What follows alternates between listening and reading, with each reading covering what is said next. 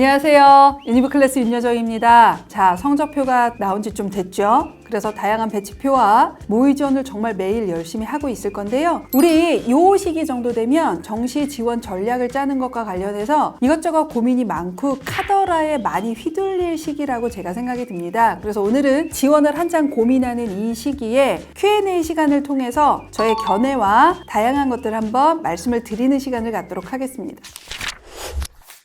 첫 번째로 지원 전략에 관한 질문을 먼저 받아보도록 하겠습니다. 배치표와 모의 지원 중에 뭘 더 믿어야 하나요? 배치표하고 모의 지원은 아주 다른 거라고 보셔야 되는 게 맞습니다. 그러니까 정시를 예측하는 방법은 크게 두 가지가 있는데, 첫 번째가 2개년이나 3개년의 입시 결과를 바탕으로 올해의 수능 도수분포표와 특이사항 같은 것들을 고려한 보정값으로 제공이 되는 게 각 업체의 배치표라고 보시면 됩니다. 중요한 건 각 업체가 이 입시를 어떻게 바라보느냐라는 견해가 들어갔다는 거예요. 그렇기 때문에 이거를 그대로 믿는 것이 아니라 어떤 업체는 이렇게 보내, 어떤 업체는 이렇게 보내 라는 식으로 각 업체의 배치표를 보셔야 되고요. 배치표는 하나만 보시면 안 됩니다. 최소 2개 이상을 비교 분석하셔서 보셔야 되는 게 기본적으로 첫 번째 예측 방법, 이렇게 보시면 되고요. 우리 두 번째, 진학사 모의 지원으로 대표되는 것도 예측입니다. 저희가 유의미하게 보는 건 딱 두 가지라고 보시면 됩니다. 첫 번째는 학교와 학과의 예상 경쟁률을 진학사가 어떻게 두느냐, 그리고 충원율을 어떻게 예상하느냐, 이 두 가지, 예상 경쟁률과 예상 충원율을 통해서 아이들이 모의 지원한 수, 이거의 표본에 따라서 등수가 매겨지고 칸수가 매겨지는 구조라고 보시면 됩니다. 이걸 너무 높게 잡았으면 실질적으로 결과는 매우 낮아질 수 있고요. 이걸 너무 낮게 잡았으면 실제는 되게 높아질 수도 있습니다. 다만 저 기준으로 진학사의 모의 지원을 보는 건 고정 데이터로는 확인할 수 없는 아이들의 올해 지원 경향성, 지원 패턴,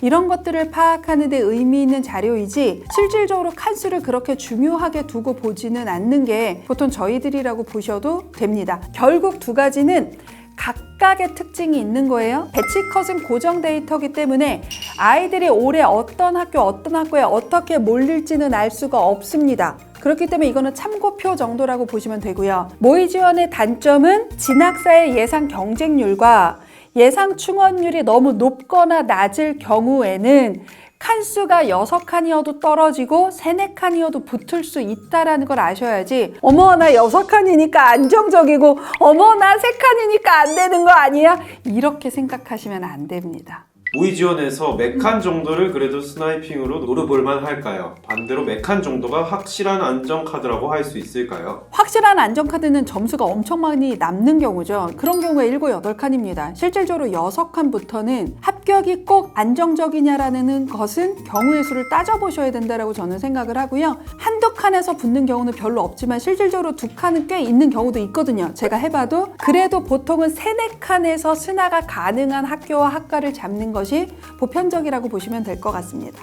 올해 가나다군 군별 스나이핑 전략을 어떻게 세워야 할까요? 가나 다군 중에 어떤 군이 조금 더 주 전형인 전략이 모두 다 점수대에 달라집니다. 그러니까 어느 군을 안정적으로 쓴다, 그런 건 좀 의미가 없어요. 예를 들어 우리 다군은 버리는 카드다라고 얘기를 하시는 경우도 있는데, 그런 경우에는 건동홍수 이내일 때가 좀 그렇습니다. 다군이 올해 좀 신설이 많이 되긴 했죠. 고대도 신설됐고 서강대, 이화여대 이런 데도 신설이 됐고 성대는 인원이 늘었고 이런 것들이 있기는 하지만 여전히 가나군에 비해서는 압도적으로 적은 인원을 뽑기 때문에 그 이상의 군에서는 가나군을 안정도 잡고 상향도 잡는 것이 맞지만, 국승세단, 광명상가, 아주이나 요런 라인만 하더라도 다군이 오히려 전략 군이 되는 경우도 있습니다. 그러니까 제일 많이 카더라로 가는 게 서영고, 서성한, 중경외시, 건동홍숙을 쓰는 아이들, 이게 워낙 이제 가장 선호하는 라인이다 보니까 그 라인은 가나군의 전략을 잘 짜고, 다군은 어차피 중대 아니면 홍대밖에 없어, 이거 옛날 말입니다. 그래서 그거를 올해도 그대로 적용하시는 것도 어렵고요. 그다음에 모든 성적대가 다 그렇지는 않다라는 것도 알고 계셔야 됩니다.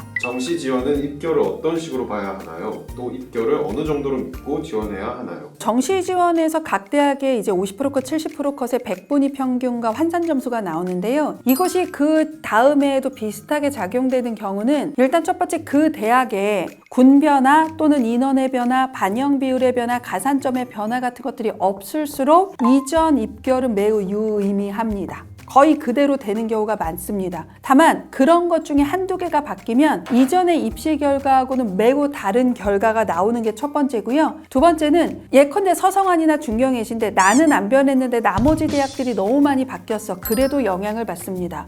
그렇기 때문에 올해와 같은 경우는 솔직히 어느 대학을 쓰시더라도 어떠한 군에 있는 거를 쓰시더라도 학교 내도 너무 많이 바뀌었고 학교별의 변화도 너무 많이 차이가 있기 때문에 작년이나 재작년보다도 더 입시 결과의 예측치가 떨어질 수밖에 없습니다. 근데 보통 그럼에도 불구하고 마지막 결정을 하실 때는 작년에 펑크난 거 쓰시고요. 작년에 폭발한 건 안 쓰시는 경향성이 있습니다. 그러지 말라고 그렇게 얘기해도 그러시더라고요.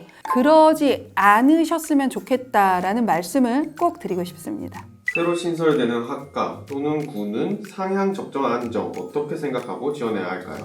이걸 좀 나눠서 설명을 할 건데요. 첫 번째, 우리 주요 대학의 자유전공 학부를 안정으로 잡으시려면 저는 개인적으로 지금 이건 저의 견해예요. 저는 이렇게 잡을 것이기 때문에 문과라면 그 대학에 상위 20% 이내의 정도의 점수를 갖고 있을 경우, 자연계열이라면 상위 25% 이내의 성적 분포를 가지고 있는 경우, 이런 경우에는 안정으로 쓰셔도 상관없습니다. 이게 폭발이 나든 펑크가 날지 어떻게 될지 알 수 없기 때문에. 다만 소신이나 상향은 내가 지원하는 거예요. 소신이나 상향으로서의 확률을 높이거나 그게 카드로서 유효하다라는 건 아마도 배치표로는 확인하기가 좀 어려우실 거고요. 모의 지원을 마지막까지 끝까지 돌려보셔야 그 카드가 얼마나 유효성이 있는지를 확인하실 수 있지 않을까 하는 생각이 듭니다. 고대 AI는 전기전자랑 비슷하거나 그보다 좀 더 높지 않을까라는 생각이 들고요. 그래서 신설되는 게 AI 기반 또는 컴퓨터 기반이나 뭐 반도체 기반이면 상위권 학과, 전기전자에 준하는 성적이 나오는 게 기본 보편적인 거다라고 생각하시면 되고요. 저는 그렇게 보고 있습니다.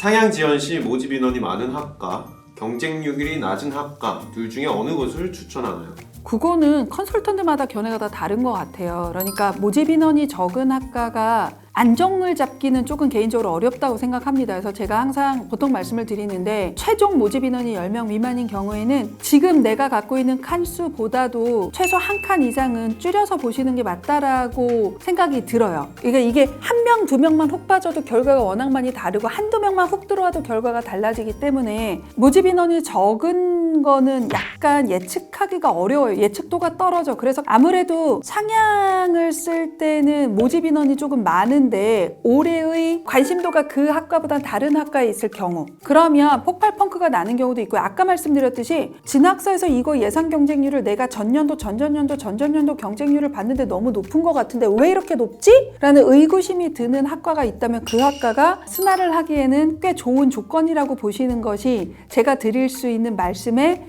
하한선입니다. 그 이상은 말씀 못 드립니다.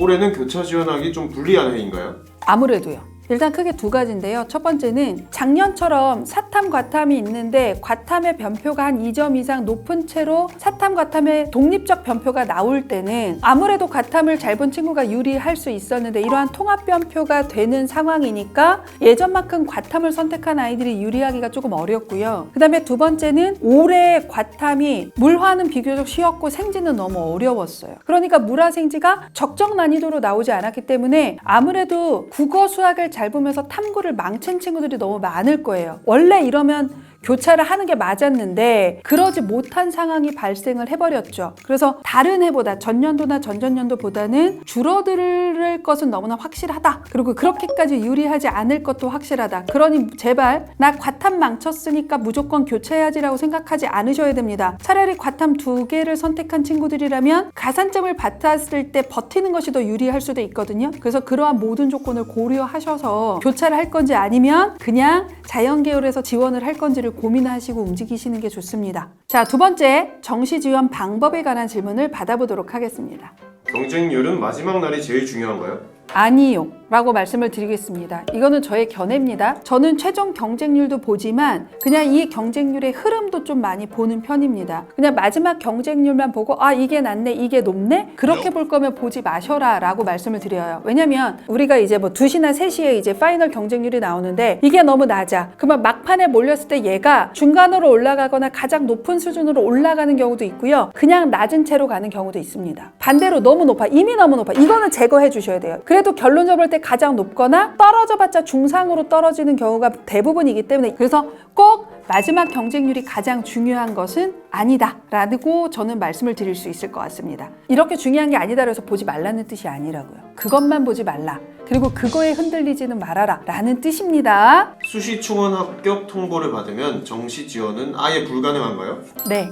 어떤 어머님들은 전화를 못 받아서 등록을 안 했어. 이거는 구제가 되나요? 라고 얘기하시는 분들도 있는데 안 됩니다. 전화 안 받아도 이거는 수시를 합격했다라고 간주를 하는 거기 때문에 그거는 받으셔야 됩니다. 이걸 내가 안 받는다고? 얘가 수시에 불합 처리되는 거 아니에요. 그러니까 이거를 착각하시면 안 됩니다. 수시는 어떤 경우에도 전화 통보든 홈페이지든 어떤 방법으로든 나에게 전화가 온 것만으로도 수시는 일단 합격된 겁니다. 정시 지원 자체는 어렵다라는 거 기억해 주셔야 되고요. 우리 이러한 군내 같은 경우와 달리 군외는 수시에 합격해도 정시에 지원이 가능하니까 그거는 조금 구분해서 보시는 게 맞지 않을까 하는 생각이 듭니다. 네, 가나다군 같은 학교 지원도 가능한가요? 네.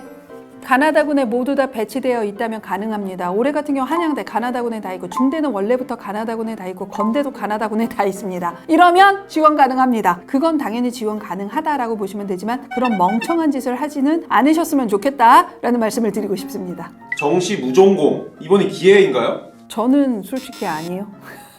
무전공은 기존 인원을 뽑아서 넣은 거예요. 이거 착각하시면 안 됩니다. 증원된 게 아니고요. 예전에 뽑는 인원은 그대로인데 이게 무전공으로 간 거예요. 예를 들어서 내가 원래 지원하고자 하는 학과가 인원이 급격히 줄어들어 있어. 그렇게 되면 둘 다 예측도가 떨어져요. 그래서 내가 그냥 재수각오하고 던질 거야가 아니면 이걸 기회라고 보기에는 저는 조금 어렵지 않을까라고 생각을 하고요. 무조건 무전공을 쓴다. 수시 때도 그래서 정말 아이들 피 많이 받습니다. 그렇게는 하지 않으셨으면 좋겠습니다. 정시는 진짜로 딱 수능 점수만 보나요? 이렇게 얘기하시는 분들 많죠. 기본 확률적으로 볼 때는 수능 100인 학교가 여전히 가장 많은 건 사실이지만요. 우리 예를 들어 서울대처럼 생기부 전체를 반영하는 학교, 고대처럼 내신을 정량평가하는 학교도 있습니다. 연대 국제형 에 있는 하스나 ISE처럼 올해는 이제 지능형 반도체도 들어갔는데 1, 2단계 단계형으로 면접을 보는 전형도 있습니다. 그리고 기본적으로 의대는 수시든 정시든 면접이 있는 경우가 꽤 많습니다. 내가 지원하는 학교와 학과에 따라서 면접이 있거나 아니면 생기부를 반영하거나 교과를 반영하기는 하지만 그 비율이 높지는 않은 건 사실입니다. 지금 제가 말씀드린 학교나 계열을 제외하고는 기본 비율은 수능 100의 비율이 가장 높은 건 사실이다 라고 말씀을 드릴 수 있을 것 같습니다. 정시 가나다군 3개 다 넣어야 하나요?